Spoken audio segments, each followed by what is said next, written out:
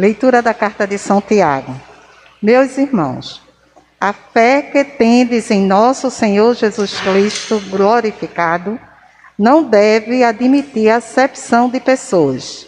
Pois bem, imaginai que na nossa reunião entra uma pessoa com anel de ouro no dedo e bem vestida, e também um pobre com sua roupa surrada, e vós dedicais atenção ao que está bem vestido, dizendo-lhe: vem sentar-te aqui à vontade, enquanto dizeis ao pobre: ficai aí de pé, ou então, senta-te aqui no chão, aos meus pés. Não fizeste então discriminação entre vós? E não vos tornastes juízes com critérios injustos? Meus queridos irmãos, escutai. Não escolheu Deus os pobres deste mundo para serem ricos na fé e herdeiros do reino que prometeu aos que o amam? Palavra do Senhor. O Senhor esteja com vocês. Ele está no meio de nós. Proclamação do Evangelho de Jesus Cristo, segundo Marcos. Glória a vós, Senhor.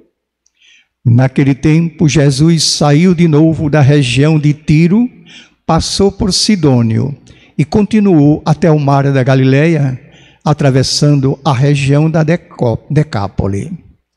Trouxeram-lhe então um homem surdo-mudo. Pediram que Jesus lhe impusesse a mão. Jesus afastou-se com ele para fora da multidão.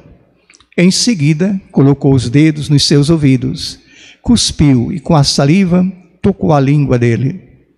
Olhando para o céu, suspirou e disse: Éfatá, que quer dizer abre-te. Imediatamente seus ouvidos se abriram, sua língua se soltou e ele começou a falar sem dificuldade. Jesus recomendou com insistência que não contassem isso a ninguém, mas quanto mais ele lhe recomendava, mais eles o divulgavam. Muito impressionados diziam: ele tem feito bem todas as coisas. Aos surdos faz ouvir, aos mudos faz falar. Palavra da salvação. Glória a vós, Senhor. Minhas irmãs, meus irmãos, nós cremos e porque cremos estamos aqui reunidos, celebrando essa Eucaristia, revivendo a memória daquele em quem depositamos a nossa confiança. Ele mesmo nos ensinou que a nossa fé deve ser comprovada no dia a dia, dentro da nossa vida, dentro dos acontecimentos que compõem uma existência humana e vão construindo aos poucos a nossa história pessoal. Por isso, a Bíblia chama-se também História da Salvação. Há muita gente que gostaria que não fosse assim. Gostaria que houvesse uma separação, que a religião fosse praticada à margem da vida. Uma coisa é a vida, outra coisa é a religião. Por quê? Porque a vida é dura, é pesada, é polêmica, e a religião tem que ser suave, leve, pacífica. Porque vida é coisa nossa, de pecadores, e religião é divina, é coisa de Deus. Essas pessoas entram na igreja com a intenção de refugiar-se das amarguras da semana, e não estão dispostas a escutar nada que faça lembrar aquilo que elas querem esquecer. O templo sagrado, para elas, é o espaço de uma terapia espiritual, destinada a aliviar-se das mentes cansadas, dos corações abalados, das vontades enfraquecidas. Nós não podemos condená-las só por isso. A religião também se oferece, também proporciona estes benefícios. O seu erro é fazer dessa intenção a totalidade da sua fé. Aí começam e terminam suas relações com Deus e com a igreja. Esquecem que Jesus fez justamente o caminho inverso. Ele deixou a casa do Pai, a mansão celeste do alto, e veio morar no meio de nós. Veio habitar esse mundo turbulento e pecador. Como escreve São Paulo, embora sendo de condição divina, ele assumiu nossa natureza humana e se humilhou, e se fez igual a nós em tudo, menos no pecado. Como escreveu o profeta Isaías, 400 anos antes, prevendo sua paixão. Seu rosto não tinha graça nem beleza para atrair nossos olhares. Ele era a escória da humanidade, homem das dores, experimentado no sofrimento, como aquele diante do qual nós desviamos os olhos para não ver as suas feridas. Minhas irmãs e meus irmãos, estamos dizendo essas coisas porque próxima terça-feira, 7 de setembro, vamos celebrar o Dia da Pátria. E a nossa fé, o compromisso de fé, deve estar associado ao sentimento patriótico. Todos nós que estamos participando desta celebração somos brasileiros, filhos e filhas desse país tropical abençoado por Deus e bonito por natureza. Afinal, o que é a pátria? Quando eu era adolescente, ainda no início dos estudos secundários, uma vez eu fui designado para homenagear a pátria, recitando um poema conhecido de Gonçalves Dias, Canção do Exílio. Minha terra tem palmeiras onde canta o sabiá. As aves que aqui gorjeiam, não gorjeiam como lá.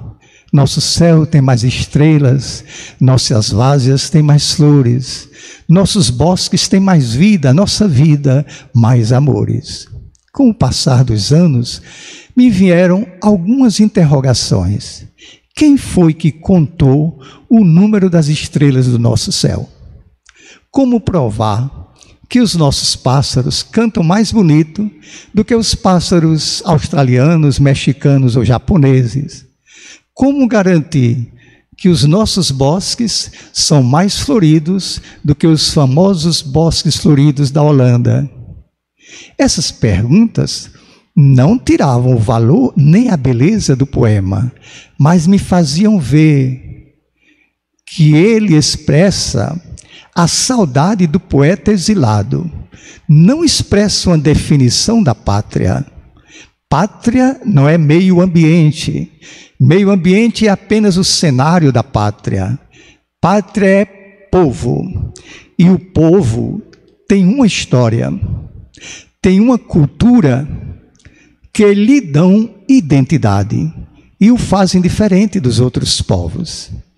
Ao final da festa, nós cantávamos o hino nacional, cheio de expressões retumbantes. Sol da liberdade, raios fúlgidos, margens plácidas, lábaro estrelado, verde louro desta flâmula, impávido colosso, e no final, mãe gentil.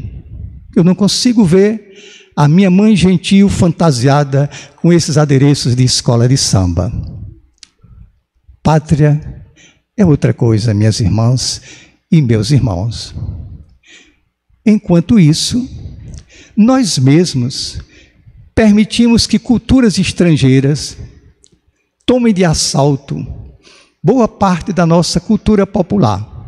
Nesses últimos anos, muitas escolas, sobretudo escolas da elite, não se constrangem em introduzir e cultivar uma festa tipicamente norte-americana, chamada Halloween, festa das bruxas, muito popular nos Estados Unidos, e que não tem nada a ver com a nossa cultura.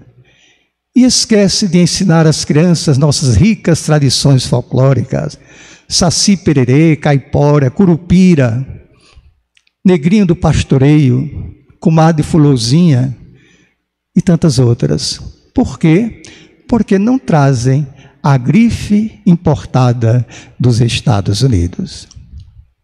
Na Bíblia não consta que Deus criou esse mundo e depois o dividiu em nações e países, mas consta que ele escolheu um povo em particular para revelar os seus desígnios e preparar a chegada do Salvador.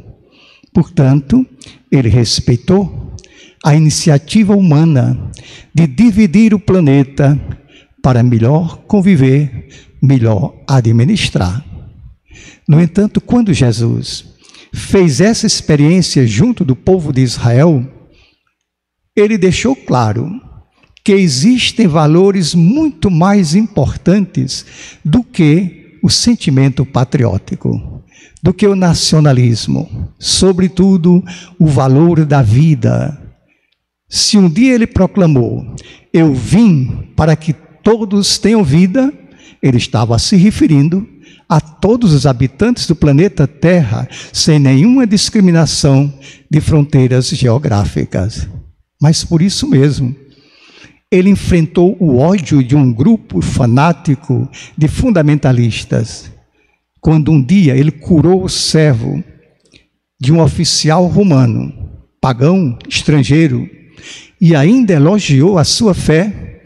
Essas pessoas tiveram um surto de ódio e pegaram em pedra para apedrejá-lo.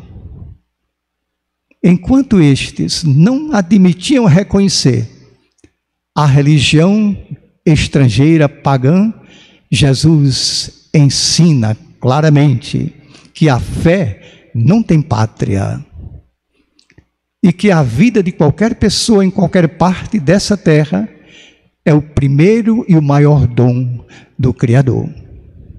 No próximo 7 de setembro, não há como festejar a pátria só com as cores festivas do verde e amarelo.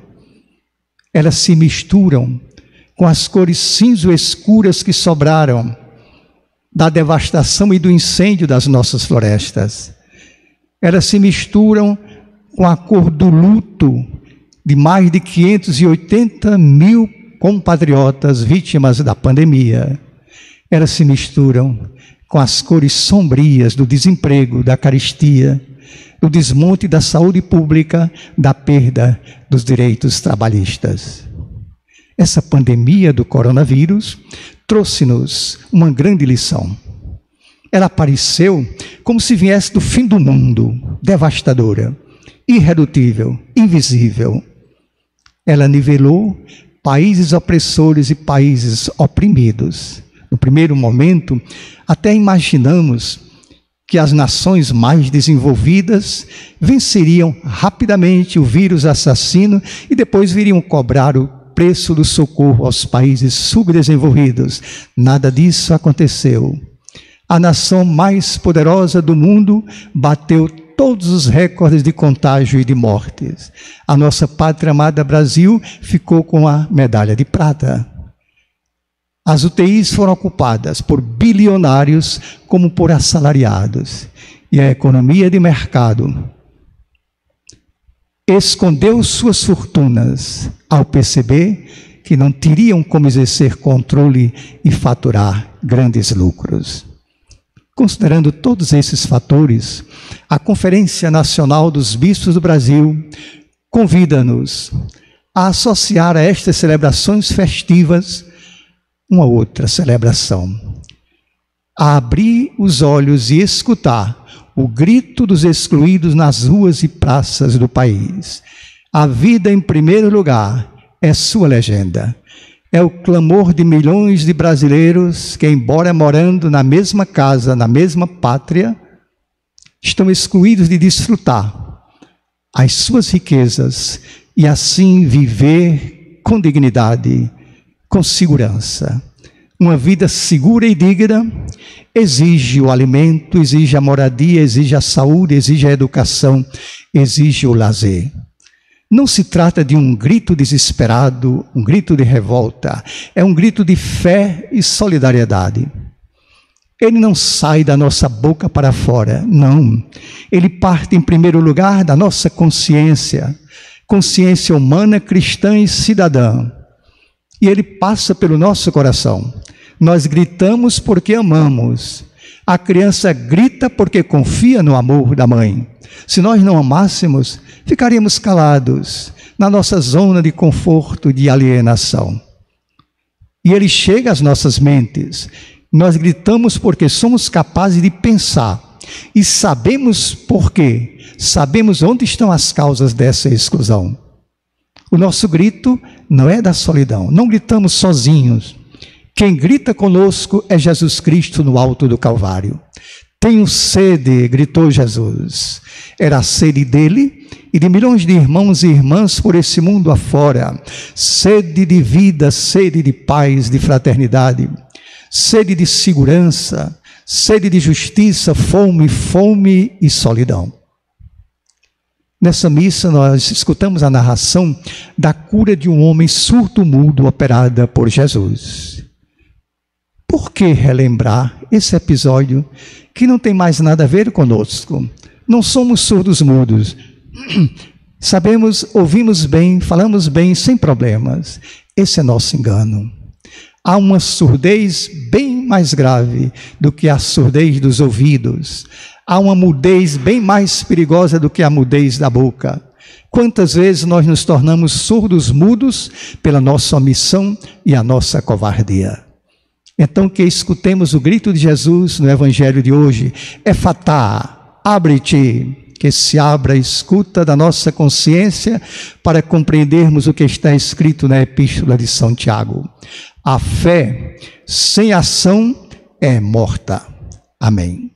A minha alegria de poder, todos os domingos, celebrar essa Eucaristia com vocês, me leva a lhe fazer um pedido, para você curtir esse vídeo e inscrever-se na TV MTC. Você está contribuindo para a formação da classe trabalhadora, está contribuindo também para ampliar a consciência de que nós devemos comunicar nossos valores, nossas convicções, nossos sonhos, e isso tudo através dessa fabulosa tecnologia. Curta esse vídeo e inscreva-se na TV MTC. Muito obrigado.